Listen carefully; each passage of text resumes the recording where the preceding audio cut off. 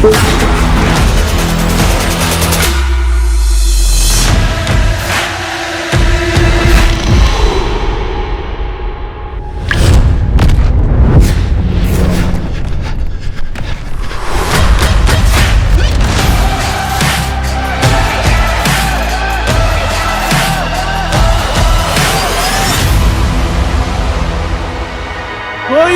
ta! Kuyog ta! Kuyog ta! Kuyog ta! Kuyog ta! Sa inyong pagkuyog, kami mas madasigon. Inyong gitaga kusog para mubarog pagsamot, para maningkamot, para ninyong tanan. 1 year ago, the people of Zamboanga del Norte made a choice. A choice for transformation. A choice for unity. A choice for a future built not for the few, but for everyone. With one vision and one collective voice, the people declared, Para sa Bagong sa Norte, kuyog ta! Sa atong bando, mao ang tinuod na kadaugan sa katawhan sa atong probinsya. and from the very first day in office, Governor Darren Uy established a clear direction for governance through Executive Order No. 1, institutionalizing the Kuyog Ta sa Bagong sa Norte agenda as the official development framework of the province. A roadmap grounded on one mission: delivering change, empowering communities, transforming lives. Today, as Governor Darren Uy marks his first year in office, we look back not only at promises made, but at promises beginning to be fulfilled.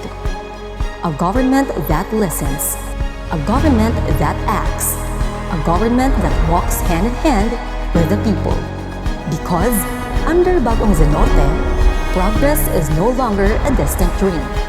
It is now being felt in communities across the province.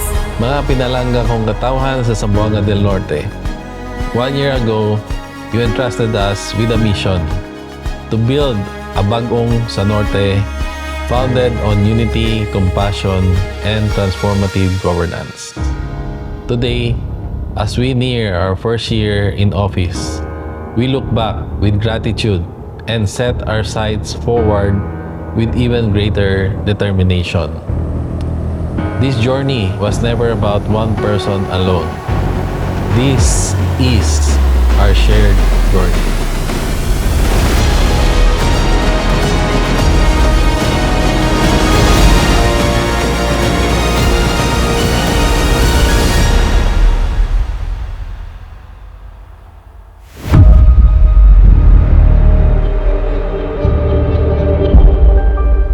Leadership is not measured by words alone. It is measured by programs implemented, by lives improved, by opportunities created, and by the hope restored in every community. From the very first day in office, the new provincial government rolled up its sleeves and went to work, bringing government closer to the people. Guided by the Kuyog Ta sa Bagong sa Norte development agenda, this administration anchored every program on one principle: transformative development that is inclusive, sustainable, and felt by every Zanortehanon. Nakita na mo nga ikaw naningkamot kay gusto nimo matabangan ang katawhan sa Zamboanga del Norte. Nakita sa local chief executive sa Zamboanga del Norte nga iyag yung gilift up ang atuang matag pamilya or matag usa no diri sa atuang Zamboanga del Norte, pinaagi sa iyang mga programa o mga proyekto. Ang atuang gobernador mismo maogi muanha sa matag munisipyo para subayon o tan-awon ang sistema o unsay sitwasyon sa matag munisipyo, unsay problema iya para solusyonan niya. In just 1 year, partnerships between the provincial government, city and municipal LGUs, barangays, and national agencies became stronger than ever. To accelerate grassroots development, the provincial government released more than 217 million pesos in financial assistance to 217 barangays across the province in 2025 alone. And in 2026, that commitment intensified even further, with an additional 289.6 million pesos allocated to support priority programs, projects, and activities benefiting 362 barangays across the 3 districts. Ang sindangan nakadawat og daghan na tabang, most especially sa ating mga kabarangayan. Through the help of the provincial funds, we have like 38 barangays na nakadawat og pondo para sa kanilang mga barangay projects. Most of them they use it para sa kanilang road concreting dito sa kanilang mga tagsa-tagsa ng barangays. Nahatagan ang sindangan og 80 million. Hopefully with this amount, mahuman na ang among bus terminal. Ang mga leaders dito sa tibuok ng Zamboanga del Norte, we're on the same boat with him. We share the same vision as him. So, Bob, definitely you have our support para sa ganun may padayon natin. Mapadayon mo ang imong mga damgo para sa atong probinsya. Sa among pinalanggang lungsod sa Mutya, ana ay daghan kay mga proyekto nga gipaambit sa atong halangdon o mahal nga gobernador. Ang isa na pinakadako 14.8 million pesos para sa atong farm-to-market roads, sa solar projects, solar lights, dayon mga service vehicles o multipurpose buildings. Aduna pa 12 million pesos usab nga gigahin para pagpamalit og yuta nga himuon na mo nga una, bus terminal, dayon sports complex o ikatulo sanitary landfill. Ang amo nga mga bililhon nga proyekto, programa para sa katawhan mao ang atong livelihood program pinagi sa Egbo ngadto sa broiler production nga dunay mga 500 heads nga hinatag o sa duha ka organisasyon sa Mutya para sa ato nga kakao. From infrastructure to community development to basic services, resources were brought directly where they matter most, to the grassroots. Our mission in the provincial government is simple yet profound, to ensure that no Zanortehanan is left behind. Through our programs on social assistance, livelihood support, child and youth welfare, services for senior citizens and persons with disabilities, as well as emergency response and community-based development. We continue to bring inclusive and compassionate social services closer to the people. Among kapobrehon wala mi magdahom nga maabot ang tabang ni Gob sa amo ang bukid tungod kay layo kini. Handud kayong salamat Gob sa imong tabang namo kay na pahimo na jud namo balay ag imong tabang nga gihatod sa amoa. Healthcare is not a privilege, it is a right. One of the administration's biggest milestone was the transformation of the Zamboanga del Norte Medical Center. From its previous downgrading to Level 1, it has now regained its DOH license to operate as a Level 2 General Hospital. I have witnessed firsthand the remarkable transformation of our healthcare services and facilities at the Zamboanga del Norte Medical Center and our various district hospitals during the first year of Governor Darrell Uй's leadership. From strengthened hospital operations, improved medical equipments, to expanded access to essential health services, we are now better equipped to serve our patients with dignity, efficiency, and compassion. The provincial government has improved our hospital in that it enhanced our capacity to provide adequate medicines and laboratory tests for our patients.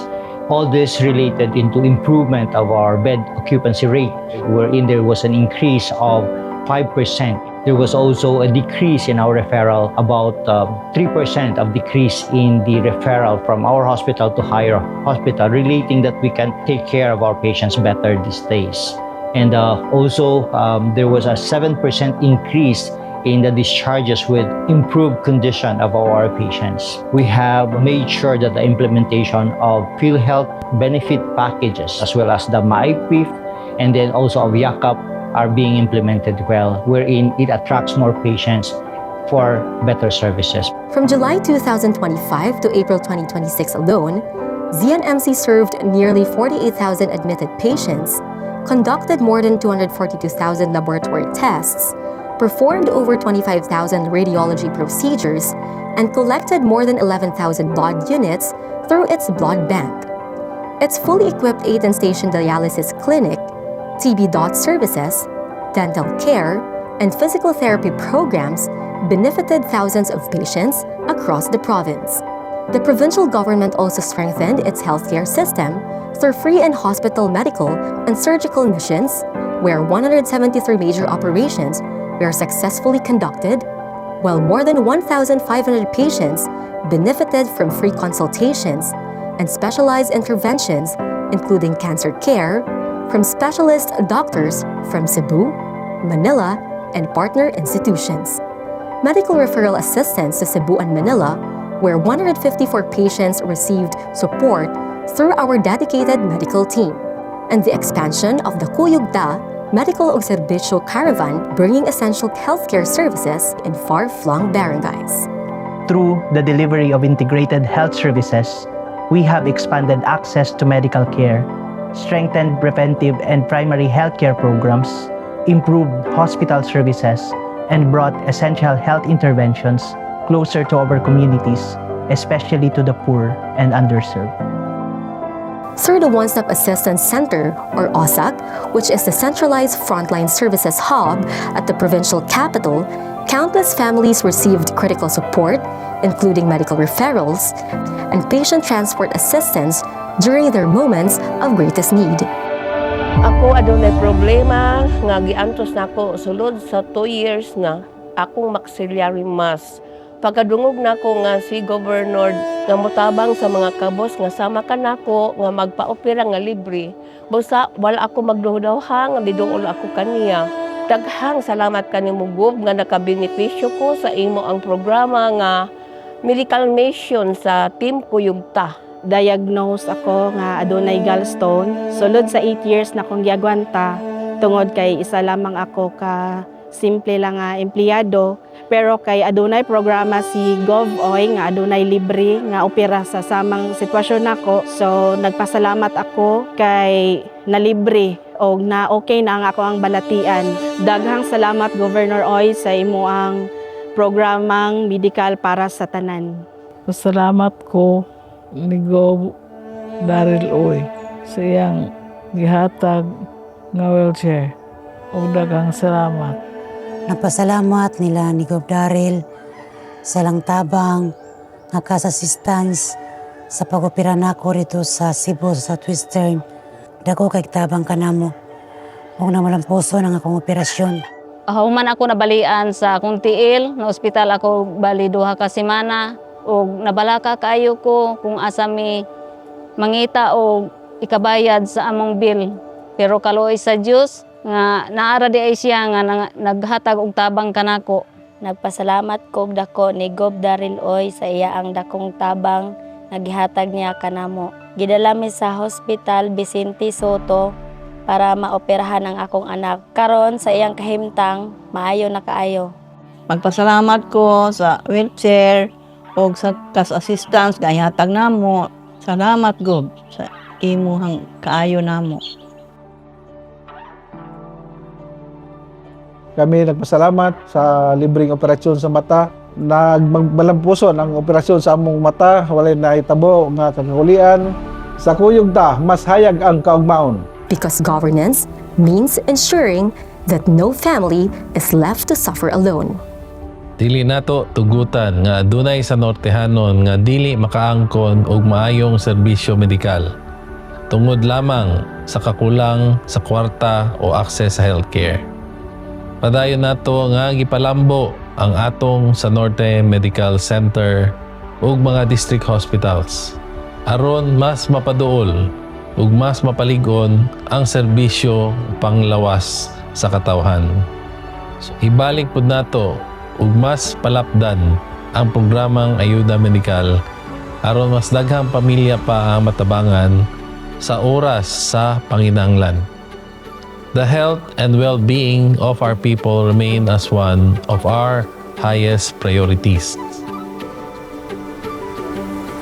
Agriculture remains at the heart of Zamboanga del Norte, and to uplift the lives of farmers and fisherfolk, the true backbone of the province, Governor Darrell Uy launched one of his flagship initiatives, the upgraded Enhanced Gasang Bahandianon sa Umahan or IGBO Skill Up, a program designed not merely to provide aid, but to empower agricultural communities through sustainable support and long-term economic opportunities.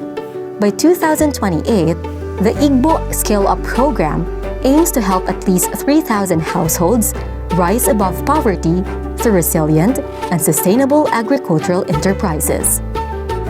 Sa una, lisod yun para namong gagmayng mag-uuma ang pagpauswag sa among panghinabuhi tungod sa kakulangon sa suporta ug oportunidad. Apan pinaagi sa IGBO Skill Up program, nakahatag kini kanamo og higayon nga magtinabangay isip usa ka organisasyon ug maghiusa alang sa kayuhan sa among komunidad. Dako kaayo ang among pasalamat pinaagi sa IGBO Skill Up program. Nakadawat mi og mga agricultural inputs ug suporta nga nakatabang sa pagpalambo sa among panginabuhi. At tungod niini, mas nidaghan ang among ani ug mas misaka ang among kita. Dili ang kinitabang alang sa among umahan, kundi usa-usab kini kapaglaom alang sa among pamilya ug sa among komunidad. Across partner municipalities, more than 3.6 million pesos worth of agricultural inputs, farm mechanization support, and fisheries assistance were distributed to 26 farmers and fisherfolk associations. In partnerships with the Department of Agriculture, more than 212 million pesos worth of agricultural machinery was turned over to farmers' cooperatives, state universities, and LGUs across the province. To strengthen food security and ease the burden of rising food prices, the Rice for All program of the provincial government in partnership with the national government has already released 38,100 sacks of rice, benefiting more than 190,500 households. And so far, we already have withdrawn 4,200 bags of rice and distributed them to 36 barangays, which is about 3,700 bags. For all those barangays that had received the 20 pesos rice, they were very thankful. The rice is very good. Agri-Servicio initiatives also reached more than 6,800 beneficiaries through the distribution of seeds, planting materials, and farm assistance.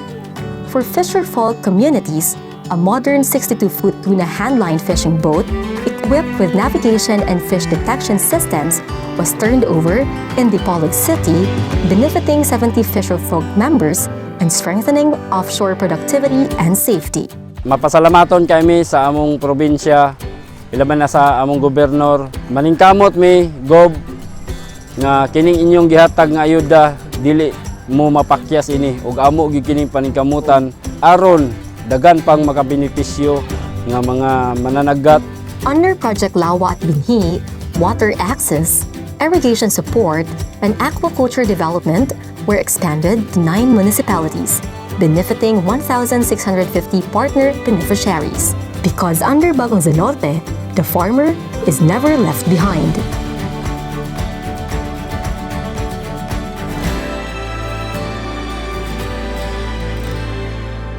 Ang kusog sa atong probinsya makita sa kaligon sa atong mga mag-uuma ug mangingisda. Mao nga pinagi sa Enhanced Gasang Bahandianon sa Umahan o IGBO program, atong gipalig-on ang suporta ngadto sa agricultural sector. Pinagi sa farm inputs, kagamitan ug mga programa nga makatabang sa pagdugang sa produksyon o kita sa atong mga mag-uuma. Kay para kanato, kung mulambo ang atong sektor sa agrikultura, mulambo usab ang tibuok probinsya.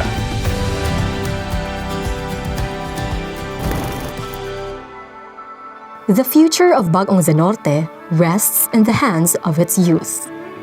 And this administration believes that education remains the greatest equalizer.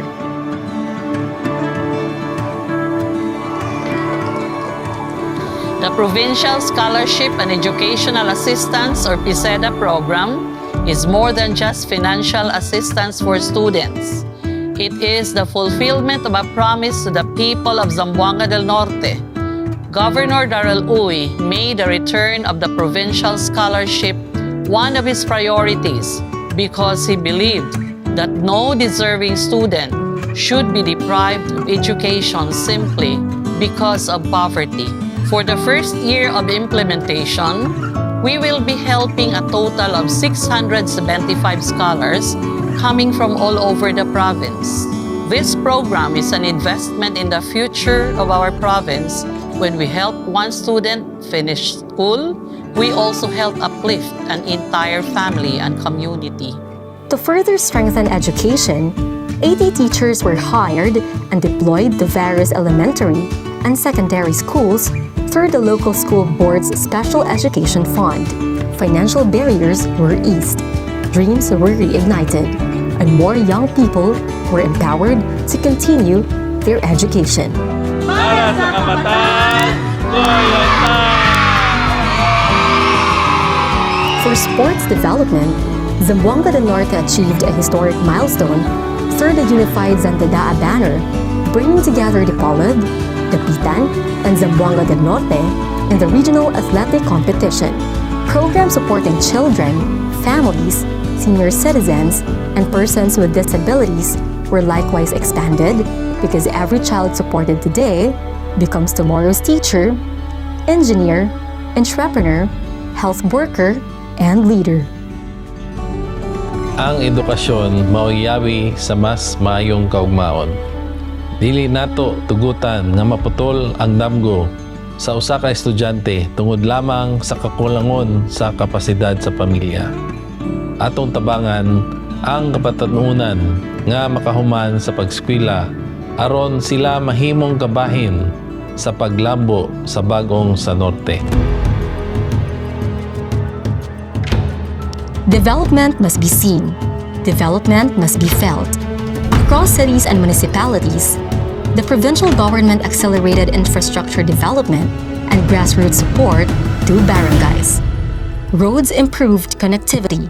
Public facilities strengthened communities. Infrastructure projects opened economic opportunities and improved daily life for ordinary citizens. Ang unang yun nga na dapat ni Gov. Dere sa Serious Mania is rehabilitation of road from Sinaad, San Francisco, Mabuhay, Marapong, Kauswagan, Tinago, then pagkakaroon na sila sa Dampalan, Yutango. Napod siya gihatag ng mga rescue vehicle para sa Serious Mania. Kana siya, napa siya mga ongoing like aning extension sa atong municipal building, napod siya drop-in center nga gihatag, o kitong annex building na mo sa quick response.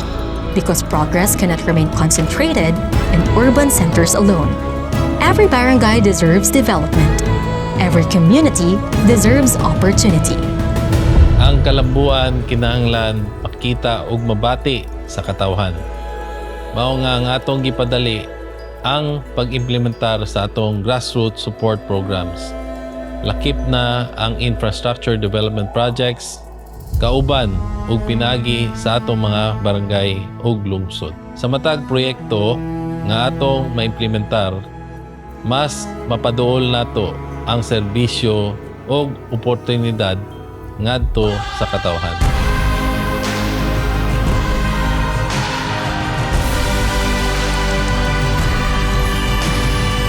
Para sa bagong sa Norte, kuyog ta! Peace and order remain essential foundations of progress. This administration intensified its campaign against illegal drugs and strengthened programs promoting public safety and community security. In close coordination with the PNP, PDEA, DILG, and other law enforcement agencies, peace and order efforts were strengthened across the province. At the same time, reforms were initiated to improve jail management and decongest detention facilities, including the transfer of persons deprived of liberty from the provincial jail to BJMP district jails. Tungod sa initiative sa atong provincial governor, nahimo og malampason ang pag-transfer sa provincial jail person deprived of liberty under sa management sa Bureau of Jail Management and Phenology diri sa Dipolog City District Jail Male Dormitory. Ako akong pasalamat sa atong provincial governor sa iyang dakong pagsalig sa Bureau of Jail Management and Penology. Among assurance sa provincial governor nato na tanan programa, palisiya o tanan mga welfare amo gid ni siya ihatag dili lang tungod sa gikan sila sa provincial jail, tanan ni sa atong ginatawag person of deprived of liberty. Apan pag-transfer nila katong September 19, 2025, giaksyonan dayon sa atong provincial governor ang paghatag o pag-supply sa ilaha og 160 na double deck bed banks with foam. Karon makaingon gyud mi na walay PDL diri sa Dipolog City District Jail na naghigda sa salog. Gi-introduce na mo sa ilaha ang mga livelihood programs, ang TCMP, ang atong educational program, interfaith program na wala mi gipili. Tanan sila dapat makaabel aning mga programa aron na sila'y magamit nila aning mga skills nila para sa mga pagbago sa ilang kinabuhi sa komunidad. Ako sa KPDL, sa sakop sa Pulangko, gikan ko sa provincial jail. Gibalhin mi diri sa district jail sa Dipolog under sa BJMP. Dako kong pasalamat nga ang among dalaw dili na siya asin nga layo. Gikalipay nga nabalhin mi diri sa BGMP kay mas napadali ang among hearing, naa sila'y paralegal, then sila mo'y maglihok sa among papel para sa among hearing. Sama na ko nga usa ka PDL nga nahibawan about bakers. So usa ko karon sa baker diri sa BGMP. Ni-squill ako masonry in C1 og tile sitting in C2. So dako kay katabang para sa kuha. Kay puhon biskay lawas basin nunya di og makauli ko magamit ra pud nako akong nahibawan puhon nga mapundar para sa akong kaugalingon. Dako po kog pasalamat samot na kang warden sa iyang pag-atiman namo diri sa BGMP. Safe mi tanan, so maningkamot po ko para sa akong kaugalingon. Sa iyang pagsalig, isip sila nga taga BGMP makatabang ra pud sila sa akong kaso nga makalaya ko puhon. Beyond peace and order, the provincial government also strengthened disaster preparedness and climate resiliency. The Provincial Incident Command System was successfully operationalized, significantly improving emergency coordination and disaster response capabilities. Earthquake drills, territorial defense exercises, and large-scale disaster preparedness simulations were conducted to ensure communities are prepared during times of calamities. To strengthen local emergency response system, more than 104 million pesos was released to LGUs for the procurement of rescue vehicles and emergency response equipment. Sa panahon nga wala pa kami sakyanan sa among barangay, labi na dunay hinanali nga panghitabo. Tungod kay ang among barangay wala gyud signal, wala yamo. Lisod kay namo makontak ang among lungsod. So dugay ang responde ug naami kinahanglan nga mga panghitabo nga dinalian. So karon na naman kami sakyanan, so dili na kami maglisod. Dali na kami makaresponde sa mga panghitabo gikinahanglan sa mga katawhan sa among barangay. Environmental protection efforts were also intensified in upland, riverbank, and coastal communities. Because true progress flourishes where peace prevails and where communities feel safe, prepared, and protected. Ang malinawon ug luwas nga komunidad importante aron padayon nga molambo ang probinsya. So padayon nato nga gipalig-on ang atong kampanya batok sa ilegal nga droga o kriminalidad pinaagi sa close coordination sa atong kapulisan ug mga law enforcement agencies. Kaya ang kalinaw ug kahapsay maoy pundasyon sa progreso. Isa ka inisyatibo ug reforma nga atong gipatuman mao ang pagbalhin sa pagdumala sa atong mga persons deprived of liberty gikan sa atong provincial jail ngadto sa Bureau of Jail Management and Penology aron mas mahapsay ang pagdumala sa atong mga PDLs. But beyond today's accomplishment, the administration of Governor Darren Uy is already building the foundations for tomorrow. A globally competitive Zamboanga del Norte, a province positioned for investment, connectivity, tourism, and long-term economic transformation. Tourism in the province is already set to reach historic milestones. Zamboanga del Norte hosted the 3rd Mindanao Tourism Exposition, or MTEX, and the Philippine Experience Program. The province likewise successfully hosted major national events such as the Boss Ironman Challenge Mindanao Cup, strengthening its position as a premier destination for sports tourism.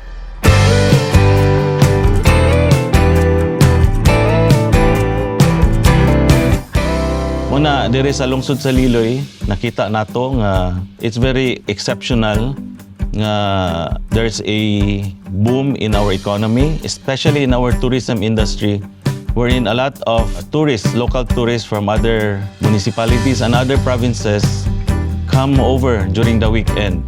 Naumo na nga dako kay itong kalipay nga napod sa listahan ni Governor Darrell Dexter ang pagtabang sa pag-improve sa atong road network kay mo gyud ni ang kinadakan nga nakahatag o mayong accessibility sa katawhan. Kadawat po ta og solar street lights wherein ongoing pa ang pagpatindog sa maong mga street lights para hapsay o malinawon ang pagsuroy sa mga bisita nato sa atong mga tourist destinations. Zamboanga del Norte is one of the provinces that it's really booming. The economy is getting better. All the people now is looking forward for a much more brighter economy and more businesses to flourish. Dako ang atong pananaw para sa kaugmaon sa Zamboanga del Norte. Atong giandam ang pagpalapad sa Dipolog Airport ngadto sa international status aron makadani og mas daghang investments, turismo ug oportunidad. Uban niini ang duha ka proyekto sa TIESA nga makadugang sa kalabuan sa tourism sector sa atong probinsya. Giduso usab nato ang proposed agricultural port sa Irasan, Rojas aron mapadali ang pagbiyahe sa atong agricultural products ug mapalig-on ang economic activity sa atong probinsya. Ug usa sa atong pinakadakong pananaw mao ang proposed expressway connecting Dipolog, Dapitan ngadto sa Zamboanga City. Usa ka proyekto nga magbag-o sa transportasyon, negosyo ug ekonomiya sa tibok rehiyon. These are not merely infrastructure projects. They are investments in the future, catalysts of inclusive growth, and symbols of a province ready to rise. In just 1 year, the foundations of Bagong Norte have begun to take shape. A government that listens, a government that acts, a government that brings people together. Programs that are not only transformative but inclusive. Projects that are not only ambitious but sustainable. And leadership that does not seek recognition but results. From healthcare to agriculture, from education to infrastructure, from social services to economic development, change is beginning to reach communities across the province. The journey continues, the work continues, and together, the dream continues. Because the future of Zamboanga del Norte is not built by one leader alone. It is built by an entire community moving forward together. Sa usa ka tuig, daghan pa kitang kinahanglan buhaton. Apan dako na usab ang atong nahimo kung kita magtinabangay. Ako ang iyong bangka. Kung magalit man ang alon ng panahon, sabay tayong ahon. Ang bagong sa norte, dili lamang damgo sa atong administrasyon. Kini damgo sa matag pamilya, matag barangay, ug matag sa nortehanon. So padayon ta magkahiusa, padayon ta magkuyog kay ang atong pinakamayong mga adlaw anaa pa sa atong atubangan. Kuyog ta sa bagong Zamboanga del Norte. Kumapit ka,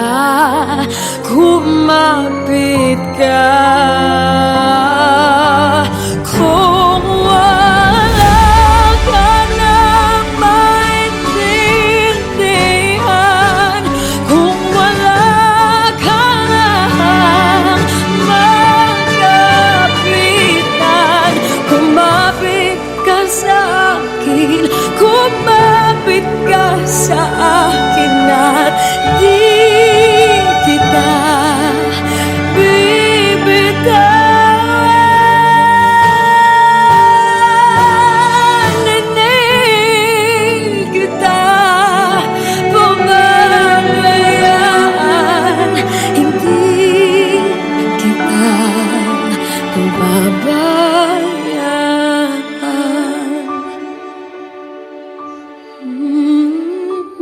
Para sa bagong sa norte!